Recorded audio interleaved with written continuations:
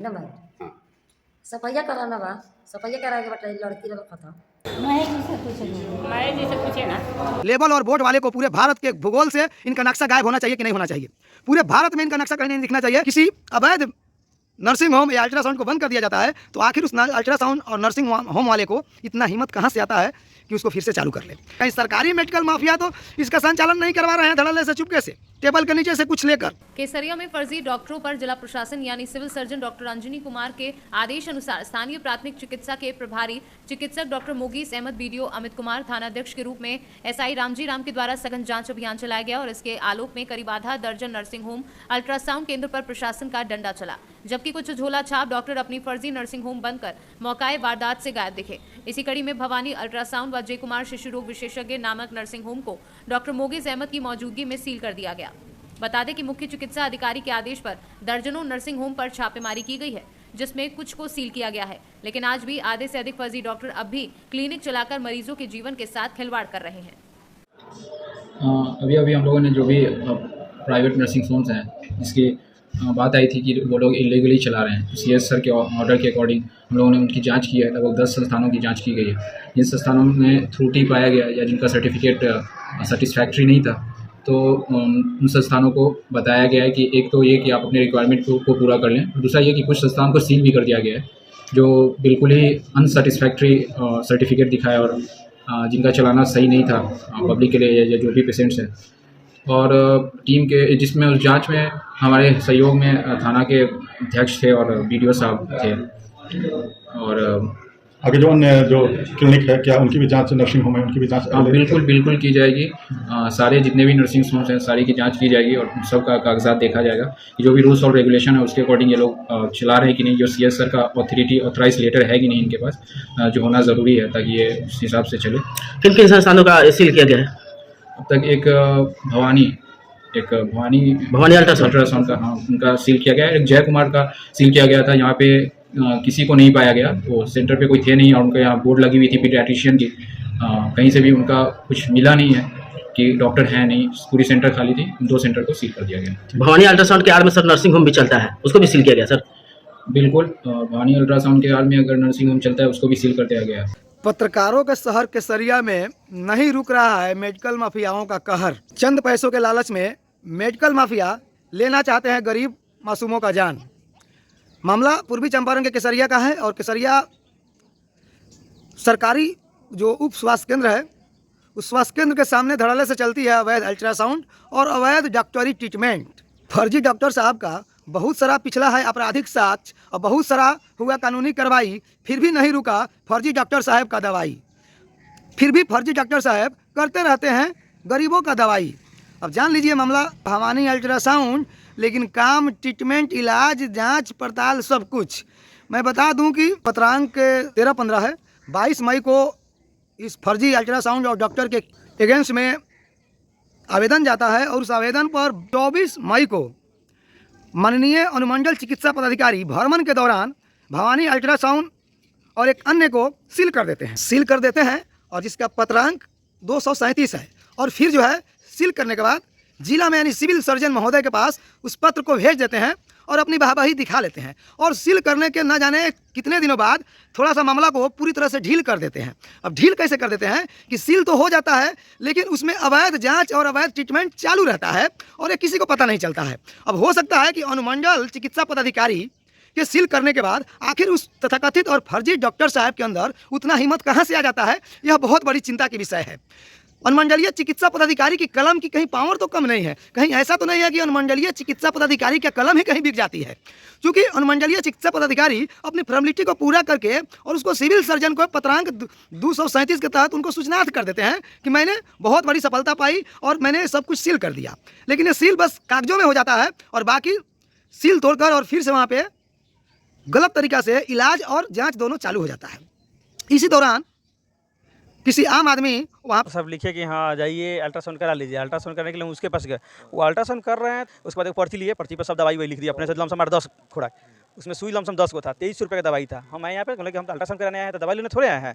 तो बोले कि आपको दिखाने की क्या जरूरत है? हम जल्दी दीजिए रिपोर्ट, 2 बजने वाला है, हम जाकर डॉक्टर से दिखाएंगे। तो बोले कि डॉक्टर दिखाने की कोई जरूरत नहीं, हम तो दवाई सब लिख दिए। तो हम बोले कि हम डॉक्टर के पास आए हैं। तो बोले कि नहीं तो कोई दिक्कत नहीं है। तो वहाँ बाहर निकलते तो दवाई निकल गया है मेरा 2300 का। अच्छा, जांच घर के पास ही दवा दुकान था, क्या लगता है? एकदम सटा हुआ है। बोला कि बहुत दिक्कत है, किडनी में प्रॉब्लम है, हम दवा लिख देते हैं, सही हो जाएगा। पे अपने फैमिली मेम्बर को लेकर जाता है और जब वहाँ पे अपना अल्ट्रासाउंड करवाता है तो अल्ट्रासाउंड करवाने के साथ साथ जो है एक डॉक्टर तथा कथित डॉक्टर राकेश कुमार 3 mm का पथरी बता देते हैं। और 3 mm का पथरी बताने के बाद बगल में जो उनका मकान मालिक है डॉक्टर महेश जी, जो न्यू केसरिया मेडिको है, तो न्यू केसरिया मेडिकल वाला उसको 2300 रुपये का दवा दे देते हैं। चलिए, ये तो नया मामला है, लेकिन सबसे पुराना मामला आप वीडियो में देख लीजिए कि किस तरह से इनके ऊपर या भवानी अल्ट्रासाउंड और राकेश कुमार के ऊपर कितना बड़ा बड़ा आरोप लगा है।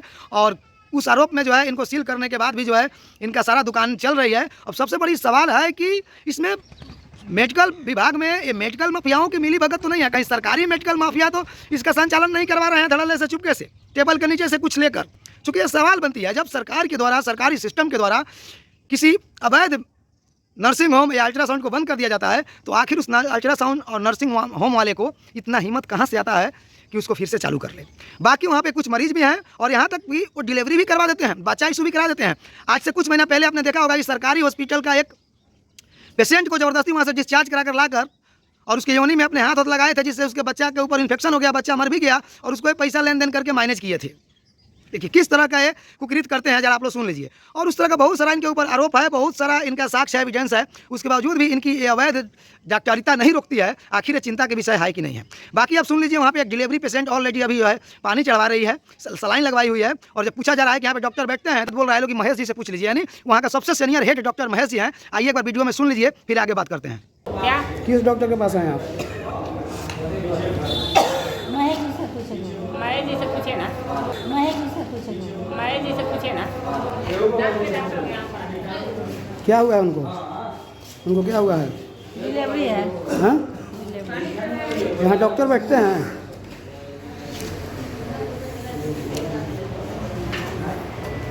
महेश जी से पूछे, महेश जी से पूछे ना। जैसे ही उस महेश जी नामक डॉक्टर के बारे में वहाँ के मरीज बोलते हैं, तो डॉक्टर महेश जी अपना दवाई का दुकान छोड़ कर आते हैं और आवेश में पूछते हैं कि बबलू भाई क्या करना चाहते हैं, आप बोलिए। देखिए उनकी हिम्मत को दाद देनी पड़ेगी, ध्यान से एक बार फिर सुनिएगा। बबलू भाई क्या करना चाहते हैं, सुनिए। अब सवालों के घेरे में महेश जी नहीं है, भवानी अल्ट्रासाउंड नहीं है, सवालों के घेरे में सिस्टम है, स्वास्थ्य विभाग है। कि स्वास्थ्य विभाग के सील कर देने के बाद आखिर इतनी हिम्मत इन फर्जी लोगों में कहाँ से आ जाती है और क्यों आ जाती है? कौन देता है इतना हिम्मत? जो वहाँ पे सवाल करने पे भी यहाँ पे मार करने के लिए लोग उतारू हो जाते हैं, आखिर ये हिम्मत कहाँ से आती है? जिसके अगेंस्ट में इतना सारा एविडेंस हो, साक्ष्य हो, इतना सारा कार्रवाई हो, और वो आदमी फिर से कैसे दवाई कर सकता है? यह सवाल है कि नहीं है? ऐसे ऐसे लेबल और बोर्ड वाले को पूरे भारत के भूगोल से इनका नक्शा गायब होना चाहिए कि नहीं होना चाहिए? पूरे भारत में इनका नक्शा कहीं नहीं दिखना चाहिए। इसमें बीडीओ साहब, उसके बाद यहाँ का जो है केसरिया पीएचसी का प्रभारी, अनुमंडलीय चिकित्सा पदाधिकारी, पुलिस प्रशासन के सारे लोग हैं। जितने लोग भी सील किया था लगभग सारे लोग जिंदा है। माफ़ी चाहता हूँ, बुरा नहीं मानिएगा, सारे लोग जिंदा है। तो जो लोगों ने सील किया था उन्हीं के ज़िंदगी में, उन्हीं के देख रेख में इस सील कैसे टूट जाता है भाई? सील कैसे टूटता है? सवाल है कि नहीं? और ये सवाल सिविल सर्जन महोदय से भी होगा, क्योंकि सिविल सर्जन महोदय का एक ही कहना है कि आप रिटेन में लिख कर दीजिए तो मुझे पढ़ने में आएगा, मैं पढ़ूंगा, बाकी मैं अंधा हूँ, मुझे कुछ नहीं दिखता है। जहाँ जो हो रहा है मेडिकल विभाग में होने दिया जाएगा, मुझे उसका फर्क नहीं पड़ने वाला है। हालांकि बीच बीच में इनका जो है छापामारी का, जांच का, ये सब अभियान चलते रहता है, लेकिन ये अभियान लास्ट में माल पर आकर जो है ना ये समाप्त हो जाता है। जांच और छापामारी से शुरुआत होता है और गांधी जी वाला जो नोट है उस पर आकर ये सब इसका सेवा समाप्त हो जाता है। तो कहीं ना कहीं से देखिए, धन धर्म दोनों नहीं लेना चाहिए। सिविल सर्जन महोदय और स्वास्थ्य मंत्री, यहाँ पे धन और धर्म दोनों लिया जा रहा है। ठीक है, आपको लूटना है ना, बिजनेस करना है ना, सरकार का बहुत सारा विभाग है, उसमें लोग धड़ल्ले से लूट रहा है। आप भी जाइए उस विभाग में, उस विभाग का हिस्सा बनकर लूटिए, कोई दिक्कत नहीं है, खूब लूटिए, दबा कर लूटिए, सबको लूट रहा है, दुनिया लूट रही है। लेकिन ये मेडिकल माफिया जो है, ये जो मेडिकल जिस तरह से आप लूट मचा रखे हैं, इसमें धन धर्म दोनों जा रहा है। तो कृपया किसी का धन और धर्म दोनों न लें, यही आप लोगों से मेरा अनुरोध रहेगा। बाकी इस मामले में जितना लोग भी इन्वॉल्व हैं, जो सरकारी पदाधिकारी इन्वॉल्व हैं, जिन्होंने सील किया उसके बाद भी सील तोड़ दिया गया, उनसे भी सवाल होनी चाहिए और उनके ऊपर भी कार्रवाई होनी चाहिए। और जो लोगों ने इस तरह की अवैध अस्पताल नर्सिंग होम संचालन करने के लिए रूम प्रोवाइड किया, जिसको पता है पहले से कि अपराधी है, ये अपराध करता है डॉक्टर का लेवल लगाकर, और उसके बावजूद भी उसको रूम दिया गया है। तो वैसे वैसे लोगों को भी कानूनी कार्रवाई होनी चाहिए। इन लोगों को तो फांसी के फंदे पर लटका देना चाहिए कि भविष्य में कोई अपराध नहीं करे, क्योंकि आपके नज़र में इनका अपराध छोटा है। एक अपराधी किसी को सामने खुलेआम गोली मार कर मर्डर कर देता है, लेकिन न जाने साल में कितने ऐसे मर्डर कर देते होंगे और किसी को पता भी नहीं चलने देते हैं। बाकी आप लोग अपनी प्रतिक्रिया कमेंट बॉक्स में देंगे। नंबर सफाइया कराना बा, सफाइया करा के बता लड़की रखा था। डॉक्टर साहब बोले हैं सफाइया करने से। हाँ, कौन? राकेश कुमार। राकेश कुमार ना इधर उधर नहीं, अल्ट्रासाउंड वाला। अमित जी मेरा होता नहीं उसकी। कहाँ घर बापू? खप गोपालपुर। नाम का बा? प्रभाती देवी। अपने के नाम का बा? सुशीला कुमार। सुशीला देवी। कितना उम्र भेल अपने के? 30 हो गल, 30 में। तो ये अल्ट्रासाउंड डॉक्टर साहब खुदे कैलन? जी हाँ जी डॉक्टर साहब खुद कैलन। हाँ, का कहलन कि लड़की बा? लड़की बा, हाँ तो ऐसे अपने लोग सफाइया करावे। जी केसरिया है जगह। केसरिया। मैडम देख लीजिए।